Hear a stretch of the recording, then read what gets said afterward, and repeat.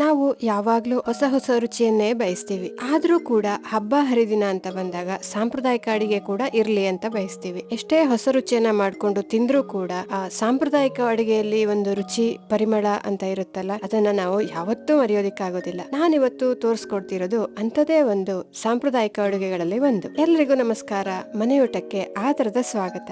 ಇವತ್ತು ತೋರಿಸ್ಕೊಡ್ತಿರುವಂತಹ ಅಡುಗೆ ತುಂಬಾನೇ ಸುಲಭವಾಗಿ ಅರ್ಧ ಗಂಟೆಯಲ್ಲಿ ಯಾರು ಬೇಕಿದ್ರೂ ಕೂಡ ಇದನ್ನ ಸುಲಭವಾಗಿ ಮಾಡ್ಕೊಳ್ಬಹುದು. ಈಗ ಮಾಡೋದು ಹೇಗೆ ಅಂತ ತಿಳ್ಕೊಳ್ಳೋಣ. ಒಂದು ಬಟ್ಲಿಗೆ 1 ಬೌಲ್ ಆಗುವಷ್ಟು ಗೋಧಿ ಹಿಟ್ಟು, 2 ಚಮಚದಷ್ಟು ಚಿರೋಟಿ ರವೆ, ಸ್ವಲ್ಪ ಉಪ್ಪು, 2 ಚಮಚದಷ್ಟು ತುಪ್ಪವನ್ನ ಹಾಕಿ ಚೆನ್ನಾಗಿ ಕಲ್ಸ್ಕೊಳ್ಬೇಕು. ತುಪ್ಪ ಹಿಟ್ಟಿನ ಕಣಕಣದಲ್ಲೂ ಕೂಡ ತುಂಬಾ ಚೆನ್ನಾಗಿ ಬೆರೆತ್ಕೋಬೇಕು. ಅದೇ ರೀತಿಯಲ್ಲಿ ಹಿಟ್ಟನ್ನ ಕಲ್ಸ್ಕೊಳ್ಬೇಕು. ಈಗ ತುಪ್ಪ ಮತ್ತೆ ಹಿಟ್ಟು ಎರಡನ್ನೂ ಚೆನ್ನಾಗಿ ಕಲ್ಸ್ಕೊಂಡಿದೀನಿ. ಹೀಗೆ ಮಾಡ್ಕೊಂಡ ನಂತರ ಇದಕ್ಕೆ ಸ್ವಲ್ಪ ನೀರನ್ನ ಹಾಕಿ ಗಟ್ಟಿಯಾಗಿ ಕಲ್ಸ್ಕೊಳ್ಬೇಕು. ನೀರನ್ನ ಸ್ವಲ್ಪ ಸ್ವಲ್ಪವಾಗಿ ನೋಡ್ಕೊಂಡು ಹಾಕೊಂಡು ಕಲ್ಸ್ಕೊಳ್ಬೇಕು. ಒಂದೇ ಬಾರಿಗೆ ಎಲ್ಲಾ ನೀರನ್ನ ಹಾಕೊಂಡ್ರೆ ಹಿಟ್ಟು ಬಹಳ ಮೃದುವಾಗ್ಬಿಡುತ್ತೆ. ಹಾಗಾಗಿ ನೀರನ್ನ ಸ್ವಲ್ಪ ಸ್ವಲ್ಪವಾಗಿ ಹಾಕಿ ಕಲ್ಸ್ಕೊಳ್ಬೇಕು. ಈ ರೀತಿಯಲ್ಲಿ ಕಲ್ಸ್ಕೊಂಡಂತ ಹಿಟ್ಟನ್ನ 4ರಿಂದ 5 ನಿಮಿಷಗಳ ಕಾಲ ಚೆನ್ನಾಗಿ ನಾದ್ಕೊಳ್ಬೇಕು. ಇದರಿಂದ ಹಿಟ್ಟು ಮೆತ್ತಗಾಗುತ್ತೆ, ಒಳ್ಳೆ ಹದ ಬರುತ್ತೆ. ನೋಡಿ, ನಾನು ಇದನ್ನ ಚೆನ್ನಾಗಿ ನಾದ್ಕೊಂಡಿದೀನಿ, ಹಾಗೆ ಗಟ್ಟಿಯಾಗಿ ಕಲ್ಸ್ಕೊಂಡಿದೀನಿ. ಇದನ್ನ ಒಂದು 10 ನಿಮಿಷ ಮುಚ್ಚಿಟ್ಟು ನೆನೆಯೋದಿಕ್ ಬಿಡೋಣ. ಇದರ ನಂತರದಲ್ಲಿ ನಾನಿಲ್ಲಿ 1/4 ಬಟ್ಲಷ್ಟು ಹಸಿ ತೆಂಗಿನಕಾಯಿನ ತುಂಡು ಮಾಡಿ ತಗೊಂಡಿದ್ದೀನಿ. ಸುಮಾರು 8ರಿಂದ 10 ಗೋಡಂಬಿ, 7-8 ಬಾದಾಮಿಯನ್ನ 1 ಗಂಟೆಗಳ ಕಾಲ ನೆನೆಸಿ ಇಟ್ಕೊಂಡಿದ್ದೀನಿ. ಅದ್ರ ಜೊತೆಗೆ 2 ಚಮಚದಷ್ಟು ಗಸಗಸೆಯನ್ನ ಸ್ವಲ್ಪ ಬೆಚ್ಚಗೆ ಮಾಡ್ಕೊಂಡು ಇದನ್ನು ಕೂಡ ಸುಮಾರು ಅರ್ಧ ಗಂಟೆಗಳಷ್ಟು ಕಾಲ ನೆನೆಸಿ ಇಟ್ಕೊಂಡಿದ್ದೀನಿ. ಈಗ ಇವೆಲ್ಲವನ್ನು ಮಿಕ್ಸಿ ಜಾರ್ಗೆ ಹಾಕಿ ರುಬ್ಕೊಳ್ಳೋಣ. ಮಿಕ್ಸಿ ಜಾರ್ಗೆ ಹಾಕೊಂಡಂತಹ ಗೋಡಂಬಿ, ಬಾದಾಮಿ ಮತ್ತೆ ತೆಂಗಿನಕಾಯನ್ನ ಸ್ವಲ್ಪ ತರಿಯಾಗಿ ರುಬ್ಕೊಂಡಿದ್ದೀನಿ. ಈಗ ಇಷ್ಟಾದ ನಂತರ ನೆನೆಸಿಟ್ಕೊಂಡಿರುವಂತಹ ಗಸಗಸೆಯನ್ನ ಸೇರಿಸಿ, ಜೊತೆಗೆ 1 ಏಲಕ್ಕಿಯನ್ನ ಸೇರಿಸಿ ಇದನ್ನ ತುಂಬಾ ನುಣ್ಣಗೆ ಇದನ್ನ ರುಬ್ಕೊಳ್ಬೇಕಾಗತ್ತೆ. ನೋಡಿ, ನಾನು ಇದನ್ನ ಇಷ್ಟು ನುಣ್ಣಗೆ ರುಬ್ಕೊಂಡಿದ್ದೀನಿ. ಇದರಲ್ಲಿ ತೆಂಗಿನಕಾಯಿ ಇರ್ಬೋದು, ಬಾದಾಮಿ, ಗೋಡಂಬಿ ಯಾವುದು ಕೂಡ ದೊಡ್ಡ ದೊಡ್ಡ ತುಂಡುಗಳಾಗಿ ಕಾಣಿಸ್ತಾ ಇಲ್ಲ. ಇಷ್ಟು ಸಣ್ಣದಾಗಿ ಇದನ್ನ ರುಬ್ಕೊಳ್ಬೇಕಾಗತ್ತೆ. ಹೀಗೆ ರುಬ್ಕೊಂಡಿರುವಂತದ್ದನ್ನ ಒಂದು ಪಾತ್ರೆಗೆ ಹಾಕೊಳ್ಳೋಣ. ಇದಕ್ಕೆ ಸುಮಾರು 1 ಕಪ್ನಷ್ಟು ನೀರನ್ನ ಮಿಕ್ಸಿ ಜಾರ್ಗೆ ಹಾಕಿ ಹಾಕೊಳ್ತಾ ಇದ್ದೀನಿ. ನೀರನ್ನ ಸ್ವಲ್ಪ ಹೆಚ್ಚು ಕಡಿಮೆ ನೋಡಿ ಹಾಕೊಳ್ಬಹುದು. ಇಲ್ಲಿ ಬೆಲ್ಲವನ್ನ ಅಂದಾಜಲ್ಲಿ ನಾನು ಹಾಕೊಳ್ತಾ ಇದ್ದೀನಿ. ಇದು ಸುಮಾರು ಸಣ್ಣ ಕಪ್ನಲ್ಲಿ ಅರ್ಧ ಕಪ್ನಷ್ಟು ಬೆಲ್ಲ ಇದೆ. ಬೆಲ್ಲವನ್ನು ಸಹ ಹೆಚ್ಚು ಅಥವಾ ಕಡಿಮೆ ಮಾಡ್ಕೊಳ್ಬಹುದು. ಒಮ್ಮೆ ಬೆಲ್ಲವನ್ನ ಸೇರಿಸಿ ಚೆನ್ನಾಗಿ ಕೈ ಆಡಿಸಿ, ಬೆಲ್ಲ ಸಾಕಾಗಿಲ್ಲ ಅಂದ್ರೆ ಇನ್ನೊಂದು ಸ್ವಲ್ಪ ಸೇರಿಸ್ಕೊಳ್ಬಹುದು. ಈಗ ಈ ಪಾತ್ರೆಯನ್ನ ಒಲೆ ಮೇಲೆ ಇಟ್ಟು 1 ಕುದಿ ಕುದಿಸ್ಕೊಳ್ಳೋಣ. ಈಗ ತಯಾರು ಮಾಡ್ಕೊಂಡಿದೀವಲ್ಲ, ಇದನ್ನ ಒಲೆ ಮೇಲೆ ಇಟ್ಟು 2ರಿಂದ 3 ನಿಮಿಷ ಮಧ್ಯಮ ಉರಿಯಲ್ಲಿ ಇದನ್ನ ಕುದಿಸ್ಕೊಳ್ಳೋಣ. 1 ಕುದಿ ಬಂದ್ರೆ ಸಾಕು, ತುಂಬಾ ಕುದಿಸ್ಕೊಳ್ಳುವಂತ ಅವಶ್ಯಕತೆ ಇಲ್ಲ.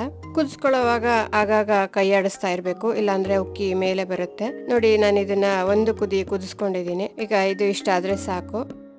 ಇದನ್ನ ಪಕ್ಕಕ್ಕೆ ಇಟ್ಕೊಳ್ಳೋಣ. ಈಗ ಆಗ್ಲೇ ಕಲಸಿ ಇಟ್ಕೊಂಡಿರುವಂತಹ ಹಿಟ್ಟನ್ನ ಒಮ್ಮೆ ಚೆನ್ನಾಗಿ ನಾದ್ಕೊಂಡು ಈಗ ಇದನ್ನ ಸಣ್ಣ ಸಣ್ಣ ಉಂಡೆಗಳಾಗಿ ಮಾಡ್ಕೊಳ್ತಾ ಇದ್ದೀನಿ. ಇದನ್ನ ಮಾಡೋದಕ್ಕೆ ತುಂಬಾ ಕಡಿಮೆ ಸಾಮಗ್ರಿ ಸಾಕು. ಮಾಡೋದಕ್ಕೆ ಎಷ್ಟು ಸುಲಭವೋ ತಿನ್ನೋದಕ್ಕೂ ಕೂಡ ಅಷ್ಟೇ ರುಚಿಯಾಗಿರುತ್ತೆ.